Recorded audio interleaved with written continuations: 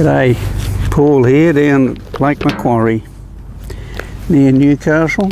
We're staying here in the caravan park at the Pines it's called. And today I want to share a little reading with you from Matthew 22.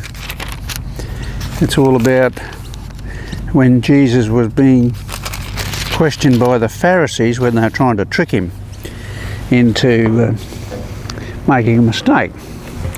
But Jesus wasn't going to be tricked. From verse 15 in Matthew 22. Then the Pharisees went out and laid plans to trap him in his words. They sent their disciples to him along with the Herodians and said, "Teacher, we know that you are a man of integrity and that you teach the way of God in accordance with the truth.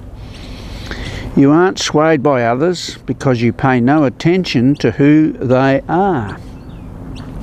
Tell us then, what is your opinion? Is it right to pay the imperial tax to Caesar or not?" Now, the imperial tax was tax levied on non-Roman citizens in Jerusalem. And the Jews weren't very happy about that. They were, in fact, trying to overthrow the Roman control of their land. But Jesus, knowing their evil intent, said, "You hypocrites, why are you trying to trap me? Show me the coin used for paying the tax." And they brought him a denarius and asked them, "Whose image is this? And whose inscription?" "Caesar's," they replied. Then he said to them, "So give back to Caesar what is Caesar's, and to God what is God's." When they heard this, they were amazed, so they left him and went away. Nice little pelican passing us by here. And a few water sport people out there on the water with their jet skis and fishermen going out to fish. So what was happening here? Jesus is being challenged to fall into a trap, because on the one hand, if he said yes, we should pay to Caesar the tax that's due to him, then he would have been seen as anti-Israeli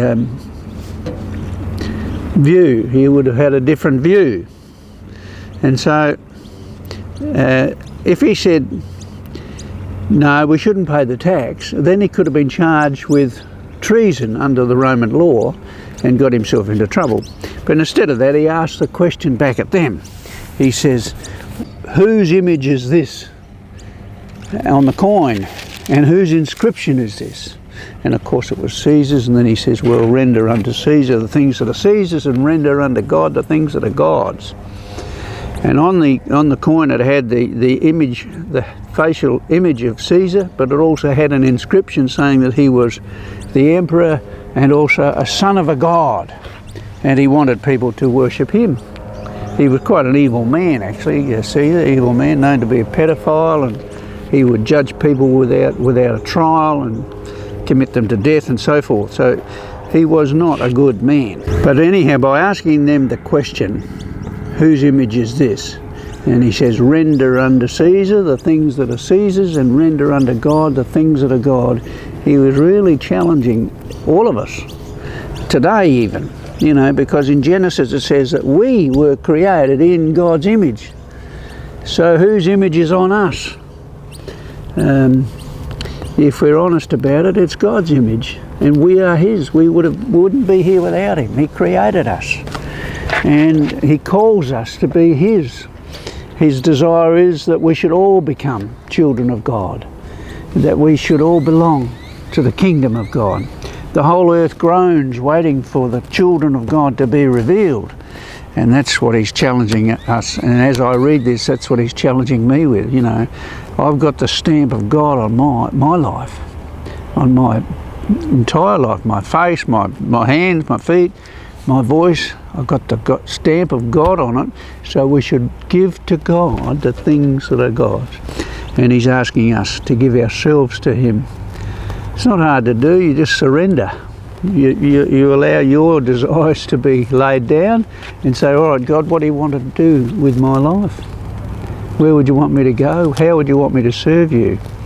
How would you want me to bless you? Because you have blessed me by saving me, by sending me Jesus and allowing Jesus to die for me so that all my sins, and there have been many, many, many, can be forgiven, and I can go forward day by day serving you and serving God.